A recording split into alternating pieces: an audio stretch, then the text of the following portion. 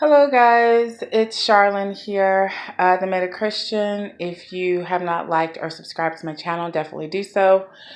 Um, I'm coming to you from like my little meditation space. This is kind of where I go to just, take a deep breath and chill and meditate. You should always have a spot somewhere in your home that you can that's only just dedicated to you being healed and having restorative energy.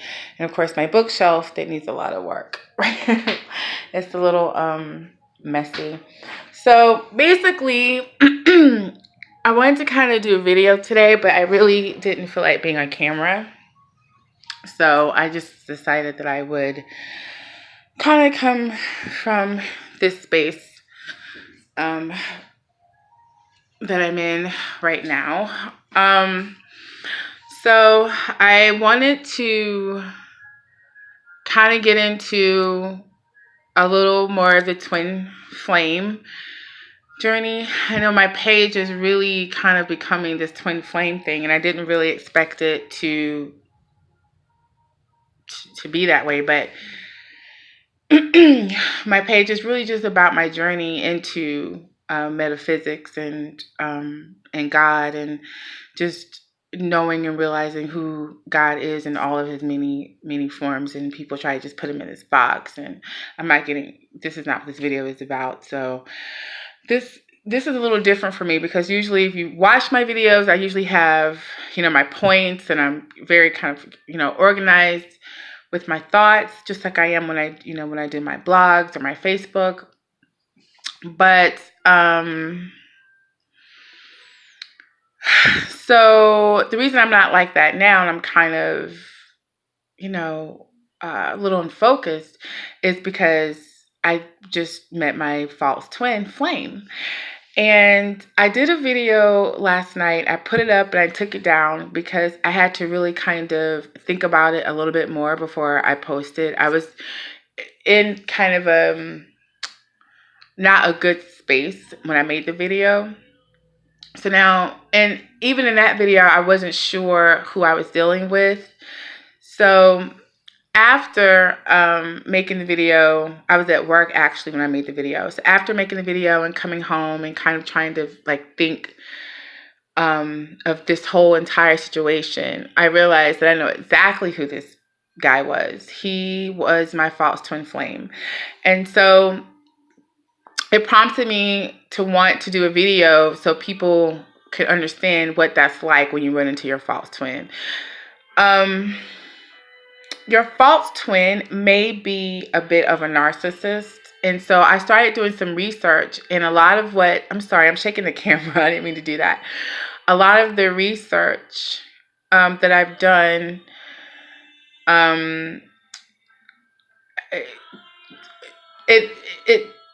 it compares the false twin to the narcissist. And so you may think you're in a narcissistic relationship, but you're really not. As a matter of fact, a narcissistic relationship is, if you've ever been in a narcissistic relationship, which I think I have been, you can tell the difference between the two.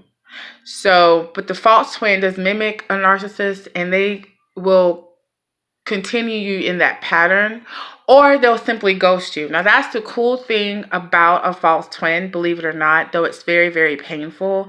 And that's where I was coming from before when I did that video. I was in so much pain and so hurt because, I basically fell in love with this man who promised me the world. And then, just like he came in, that's how he left, just that quickly. So a false twin relationship will feel like the real thing. Now, I haven't met my real twin. I just broke up or got basically dumped by my false twin maybe 2 days ago, maybe 2 days ago. But he was weaning off for the last week or so or more. And I just, and I could feel it.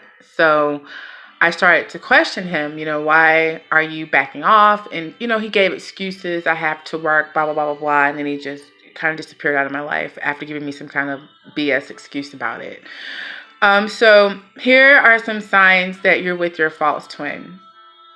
One of the biggest signs that I've run across and that I experienced is their lack of emotional connection with you. They're not emotionally available. Now, in the beginning, he was emotionally available. I think to a certain extent. It's always to a certain extent. It isn't that they're 100% emotionally available for you, and you will feel that. With your twin, I don't think that's true. I think with your twin, you have them emotionally because they're your twin. You know what I mean? The thing with your false twin is they're a false. They're not real.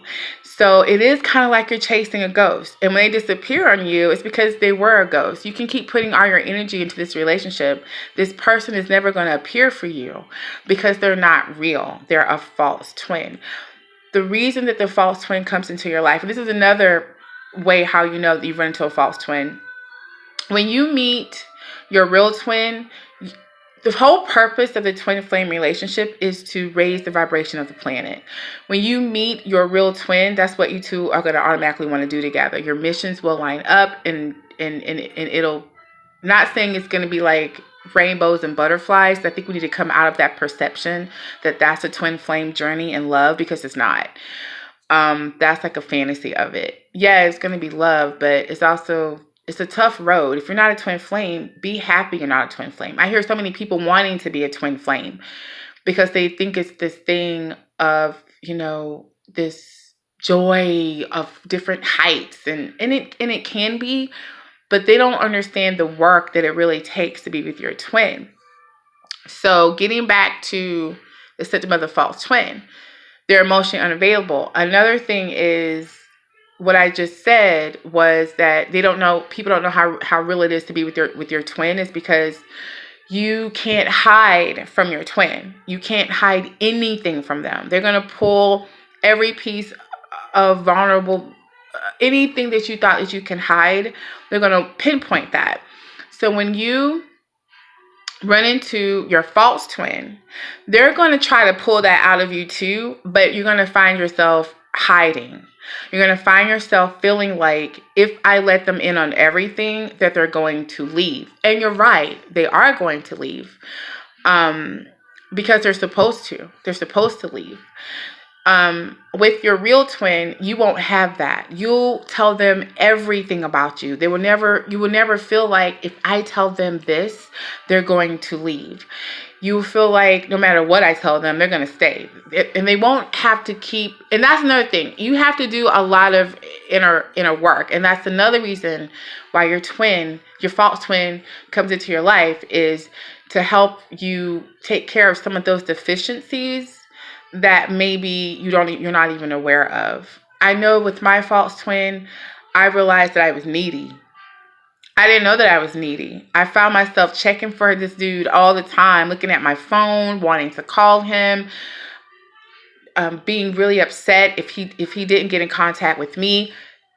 That's a part of myself, and that's going to lead to another point actually, but that's a part of myself that I didn't know, how codependent that I could be. How willing I was to give up my entire being just to be with him.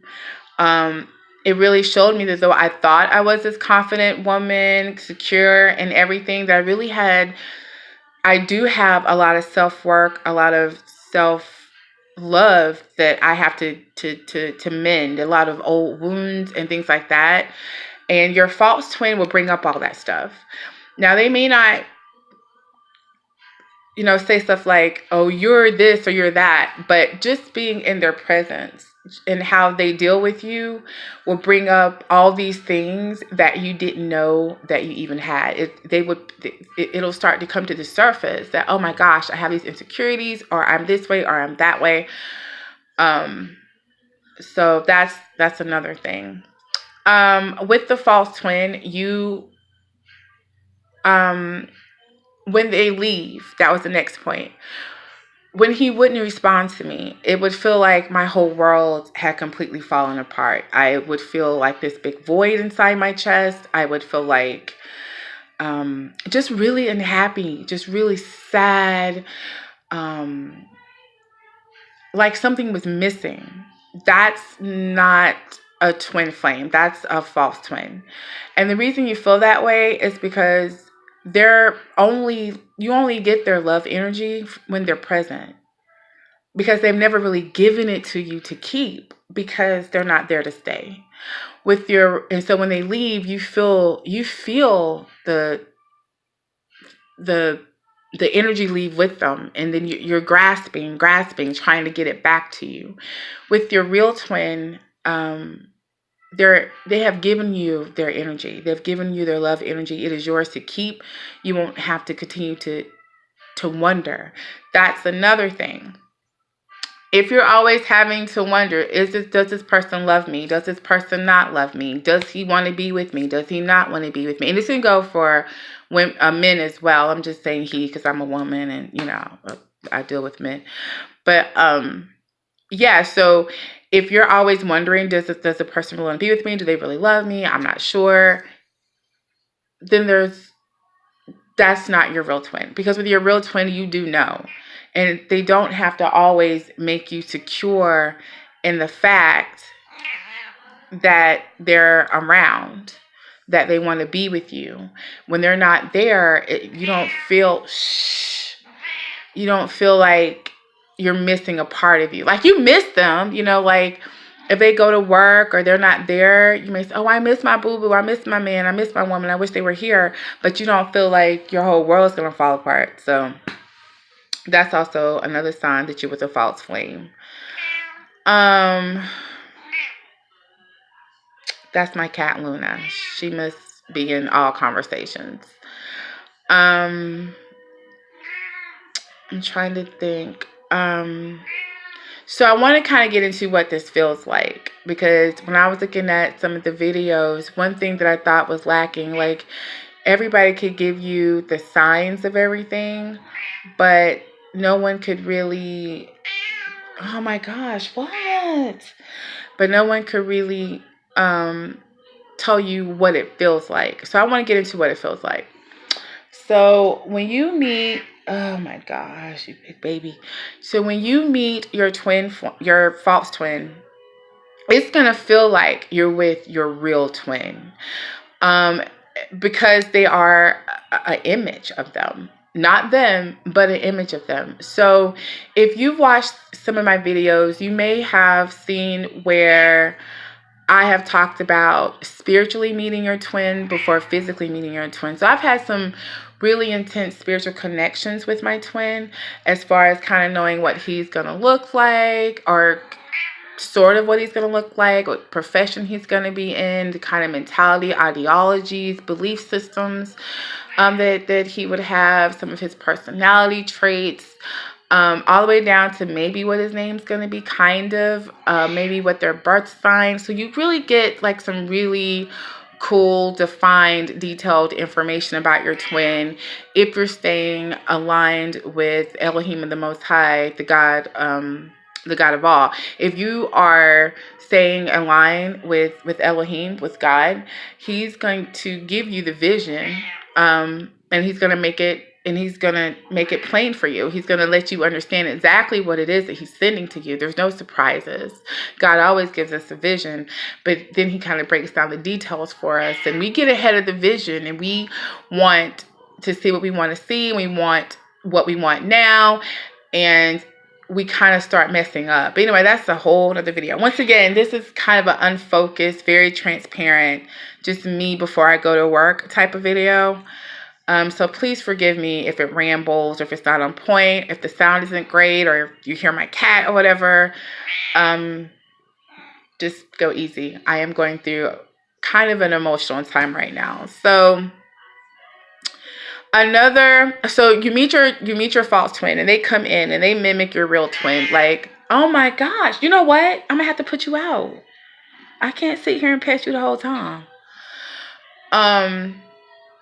So you meet your false twin. They come in like a flood. You connect with this person like you've never connected with anyone before. They somehow know all of your dreams. It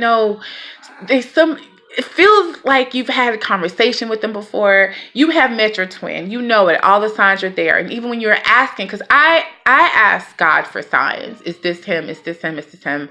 And I got signs that it was. Now, I've had two theories kind of come into play for me, and I did watch a video, and I forget who she was, but she said that she had run into her false twin and that she had asked for signs, and she got signs, but she was asking God to show her signs. Is this her twin?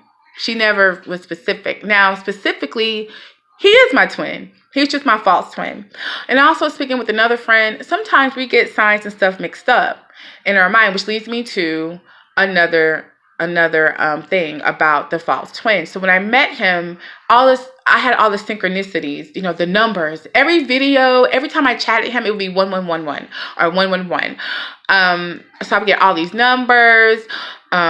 He would say things. I'm like, I was just thinking that. Like, you get all these signs, but if you're getting the signs and something just feels off, it's okay. I gotta put you out. If you're getting signs and it's just off, that means that that's not your twin, because those signs could really be warning you, like, hey, this is how I thought about it. If you're getting the double 11s, you know what that means? It means that there's a gate that's still open. And if I'm still getting that after I meet my false twin all the time, maybe, and don't forget, and something feels kind of off to you, maybe what it's saying is the gate is still open. There's another love energy for you that can come through if you allow it, but you have to let this energy go to be able to get to the next energy. So I would send him videos, pictures, whatever, and it was always coming up with the signs. And so I connected with this man, and at first he was giving me his all. Like, the first time we spoke, I think we text for like 8 hours straight. I lie to you not, from like 5 in the afternoon to almost 12 that night, we were just texting back and forth, because I was at work, so I couldn't talk to him. I think the next day we actually talked. I mean, it was just this whirlwind of love, like a bubble of love I was in with this man. I was glowing. People are like, oh my gosh, you're glowing. So, and that's another thing I want to say is that high frequency, when you get into high frequency, you will attract your false twin, because they're there to take you to the next level to meet your real twin. So there's another frequency you have to go to. So I was already vibing at high frequency. And then when I met him, I just was excited. So that lasted for a little bit. And then he started pulling away. It's like you're giving 100% and you're barely getting maybe 10, 20%. It's like you're texting paragraphs and then they may come back to you with 3 sentences, if that. Or you are talking to them and they're barely responding. Or, so they're just not giving you anything, and then that's how too, you just keep going and going. That's how I was running after this man, like texting him, trying to get him to call me, and then it makes you anxious and you get depressed, and it sucks your energy. You start to drop your frequency, you start being low level, and this relationship starts to run you down a little bit. But because you had that initial feeling in the beginning, you just want it so much, you keep going and going and going, just hoping to get a little bit of it again. And that's where that narcissistic thing kind of comes in, because this other person knows you're trying to get that energy from them, and they know they're never going to give it to you again. And so you're left feeling depleted, insecure, and then they ghost you.